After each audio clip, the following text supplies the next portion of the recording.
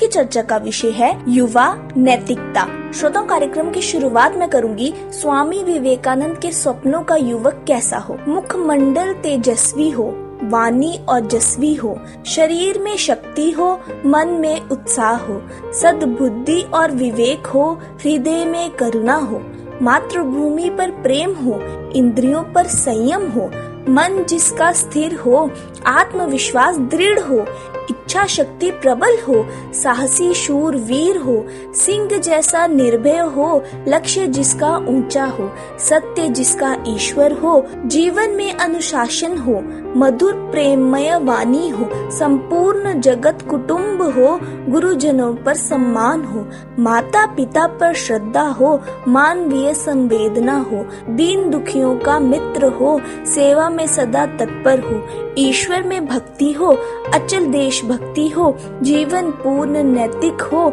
चरित्र जिसका शुद्ध हो। दोस्तों, स्वामी विवेकानंद जी ने कहा है कि मन की असीम शक्ति और सामर्थ्य को पहचान कर व्यक्ति न केवल विचारवान हो सकता है बल्कि अच्छे इंसान में भी परिवर्तित हो सकता है। युवा पीढ़ी को संस्कारवान बनाना, अच्छे बुरी की समझ करवाकर भी हम अच्छे समाज का निर्माण कर सकते हैं। आज के युवा आधुनिकता के रंग में अपने संस्कारों, नैतिकता और बड़ों का आदर करना भूल रहे हैं। हमारा दायित्व है कि युवा पीढ़ी को सही मार्ग दिखाएं ताकि आने वाला कल अच्छा हो। जहाँ पर बच्चा गलत करता है उसे टोकना चाहिए। एक शिक्षक की तरह युवा पीढ़ी को सभ्य एवं शिक्षित बनाना होगा। बच्चों में नैतिक मूल्यों को भी भरे और संस्कारों को लेकर उनके साथ रोजाना बातचीत की जाए।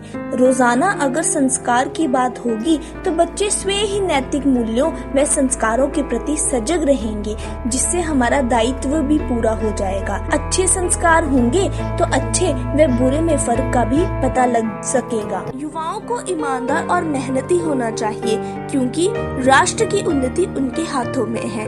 किसी भी कार्य में प्रगति के लिए युवाओं द्वारा ईमानदारी के सिद्धांत को अपनाया जाना चाहिए। इस प्रकार युवा राष्ट्र की प्रगति और विकास में महत्वपूर्ण भूमिका निभाते हैं। वे ईमानदारी से प्रयासों के साथ तेजी से बदलाव और विकास ला सकते हैं। ऊंची उड़ान भरने और आकाश का पीछा करने के लिए उनमें आग है। इसीलिए यदि युवाओं की शक्ति का उपयोग बुद्धिमानी और आशा से किया जाता है तो ये निश्चित रूप से राष्ट्र विकास का कारण बन सकता है। समृद्धि, प्रगति, शांति और सुरक्षा के विषय में भी किसी भी प्रकार के लक्ष्य को प्राप्त करने के लिए युवाओं की भागीदारी होनी चाहिए। राष्ट्र विकास में युवाओं की भागीदारी सुनिश्चित करने के लिए उन्हें अपने माता पिता, सभ्य समाज और सरकार द्वारा प्रोत्साहित और समर्थन करने की आवश्यकता है।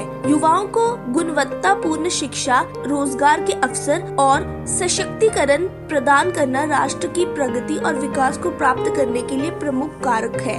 अंधेरे की ओर बढ़ती इस पीढ़ी को संवेदनशील बनाने के लिए प्रत्येक व्यक्ति का ये फर्ज निभाना होगा कि वह नई पीढ़ी को सही मार्ग दिखाए। यही हम सबके जीवन का कर्तव्य होना चाहिए। समाज में रह रहे सभी लोगों को समय समय पर अपने दायित्वों के प्रति प्रेरित करते रहना चाहिए। ईश्वर ने मनुष्य को एक अलग ही सोचने व समझने की शक्ति प्रदान की है।